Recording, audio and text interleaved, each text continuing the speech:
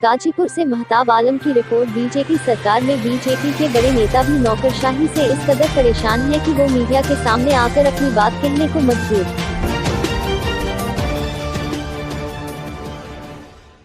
BJP सरकार में BJP के बड़े नेता भी नौकरशाही से इस कदर परेशान हैं कि वो मीडिया के सामने आकर अपनी बात कहने को मजबूर हो रहे हैं।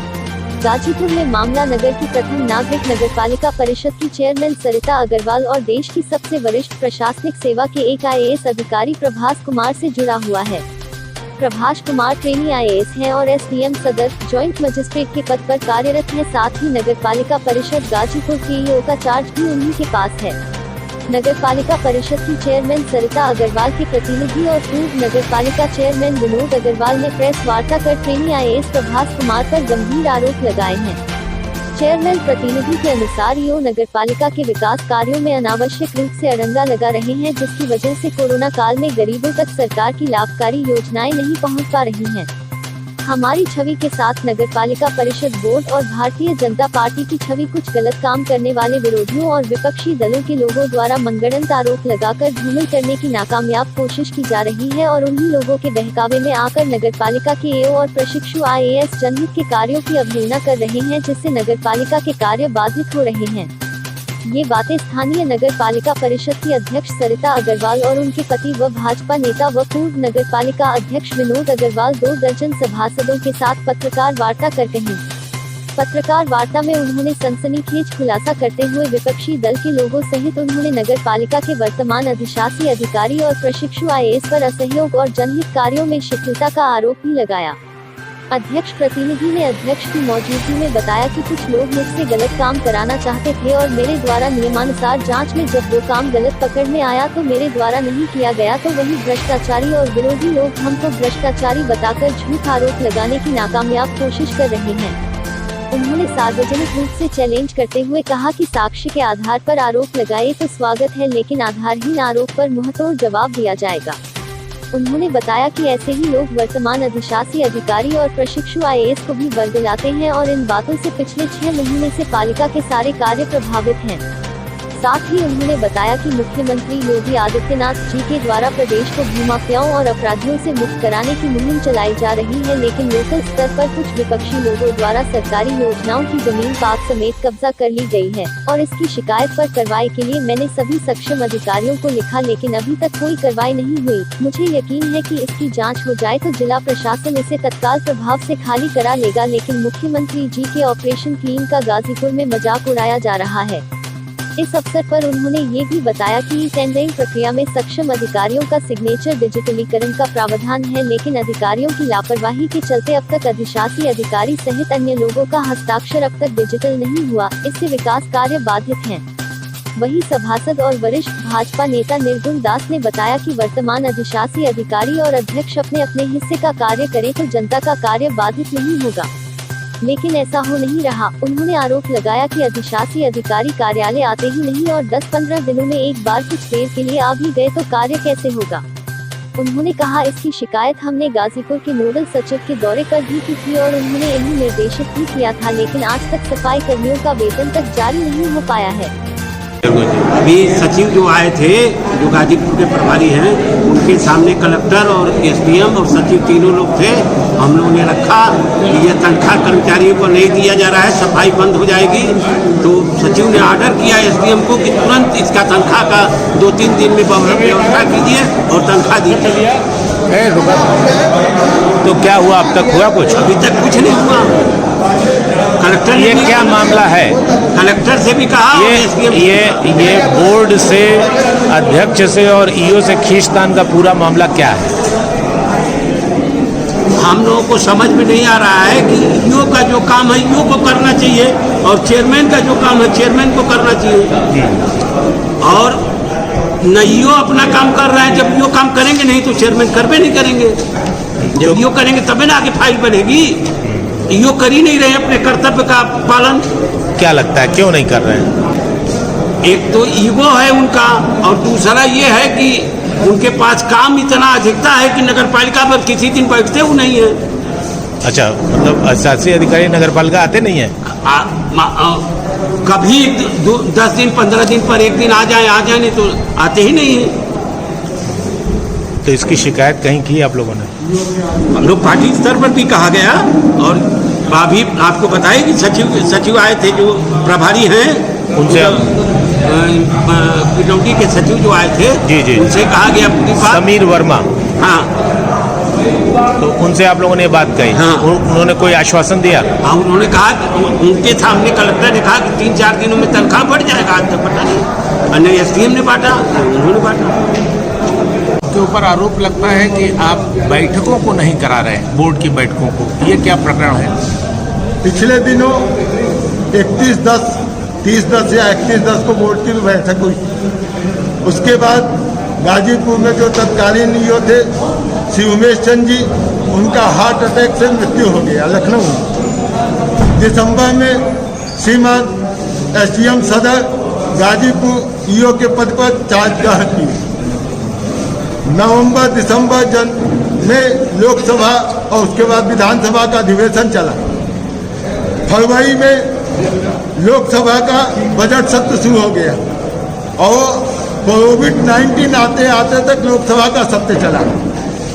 कोविड-19 की रोकथाम के लिए 18 मार्च को मेरे द्वारा एक पत्र भेजा गया अध्यक्ष नगर पालिका द्वारा कि 21 तारीख को एक विशेष बोर्ड की बैठक आहूत की जाए और बैठक का एजेंडा मुख्य रूप से कोरोना की महामारी की रोकथाम के लिए जन जागरण के कानून पर विचार। लेकिन श्रीमान शासी अधिकारी महोदय ने उस बोर्ड की बैठक को बुलाना उचित नहीं समझा और उसको टाल गए। और उसके बाद गाजीपुर में लॉकडाउन किया, पूरे हिंदुस्तान में लॉकडाउन लग गया। लॉकडाउन 31 मई को समाप्त हुआ। जून में फिर संक्रमण बढ़ता गया। तो संक्रमण बढ़ने का वजह था गाजीपुर शहर का लगभग आधा हिस्सा हॉट स्पॉट से प्रभावित था। उसके वजह से बैठकें नहीं हो पाई। अब बैठक का समय अभी भी रोज 10, 15, 20 गाजीपुर में केसेज मिल रहे हैं। शहर के कई हिस्से अभी 3-4 नए हिस्से हॉट स्पॉट हुए हैं। गाजीपुर का मुख्य मार्ग मिसे बाजार, महुआ बाग, परसपुरा, ये लाल दरवाजा के सारे हॉट स्पॉट बंद किए गए हुए हैं। कई जगह नए हॉट स्पॉट बन गए हैं, इसलिए बैठक नहीं हो पाई है। और बैठक के पीछे कोई और कारण नहीं है। जो कारण है वो यही है, इसको अनावश्यक उससे तूल देकर मेरी छवि को धूमिल करने का प्रयास किया जा रहा है। अध्यक्ष जी, नगर पालिका अध्यक्ष और ईओ के आपसी खींचतान का खामियाजा नगर पालिका के कर्मचारियों और जनता को भुगतना पड़ रहा है। तनख्वाह नहीं मिल रही है 2 महीने से। इसके लिए भी क्योंकि हमने अभी बताया है कि जो भी फाइलें आती है वो अध्यक्ष के बाद एकदम अंतिम भाग में आती है। नीचे से फाइल बन के ईओ का दस्तखत होने के बाद ही आती है। ईओ स्तर पर वो रुका हुआ है। ईओ स्तर से जो आएगा हम भुगतान करने को तैयार है। हमारे तरफ से उसमें कोई विलंबित नहीं है। एक अवैध अतिक्रमण की बात आपने उठाई है, ये क्या प्रकरण है और इस तरह के और कितने प्रकरण संज्ञान में है? ये गाजीपुर में विरोधी दल के कार्यकर्ता है श्री अहमद जमाल, जिनके विषय में मेरे पास एक लिखित शिकायत आई थी कि फला व्यक्ति रजदेपुर की संगठित विकास योजना में आवंटित जमीन को अवैध रूप से कब्जा किया हुआ है और जिन लोगों के नाम से आवंटित है उनसे जबरदस्ती ले लिया है। उसके अलावा वहाँ पर जो पार्क के लिए जमीन छोड़ी हुई है उसको भी कब्जा कर लिया है। लिहाजा इस अवैध अतिक्रमण को खाली कराया जाए। चूँकि यह काम ईओ को का होता है अतिक्रमण देखने का काम। धारा जो नगर पालिका की धारा है उसमें अतिक्रमण को हटाने, अतिक्रमण पर नोटिस जारी करने का काम ईओ का ही है। तो ईओ को हमने तत्कालीन चिट्ठी लिखा।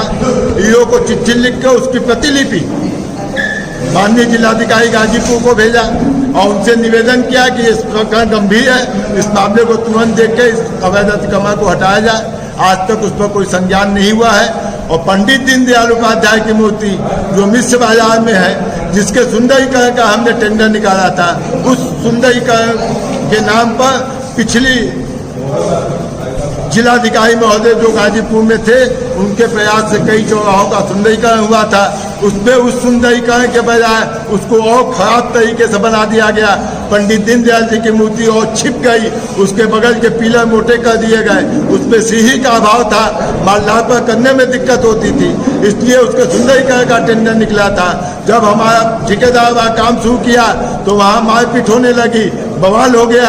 आज तक वो क्षतिग्रस्त पड़ा हुआ है, हम काम नहीं करा पाए हैं। इसलिए हमने कहा है कि जो लोग 10-20 हजार रुपया खर्च करके नगर पालिका की जमीनों को अवैध अतिक्रमण किए हुए हैं, ऐसे लोग के ऊपर कार्रवाई करके उनको उचित कानूनी कार्रवाई की जाए।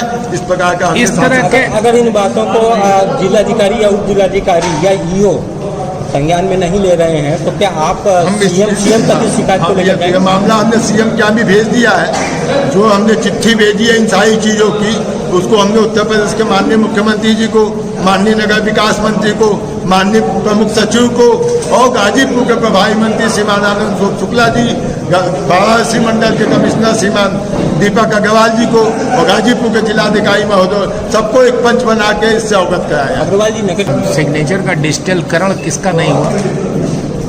जैसे ये टेंडरिंग व्यवस्था जब से लागू हुई है तो 3 केंद्रीय कर्मचारियों का डिजिटल सिग्नेचर होना चाहिए, जिसमें एक अधिशासी अधिकारी का और 2 केंद्रीय कर्मचारी का। केंद्रीय कर्मचारी मतलब जो सेंट्रलाइज पद के कर्मचारी हैं, जो हमारे यहाँ नगर पालिका में जेई हैं, टीएस हैं, आरआई हैं, इस प्रकार के लोग, तो वो 6 महीने हो गए, अभी तक डिजिटल सिग्नेचर नहीं हुआ। अब जाके 7 प्रोसेस शुरू हुआ है, किसका हो पाया किसका नहीं हो पाया अभी हमें जानकारी में नहीं है, लेकिन अभी तक उसके वजह से टेंडर नहीं निकल पाया। 6 महीने से विकास कार्य इस वजह से नहीं हुए, इसी वजह से विकास कार्य बाधित हुए।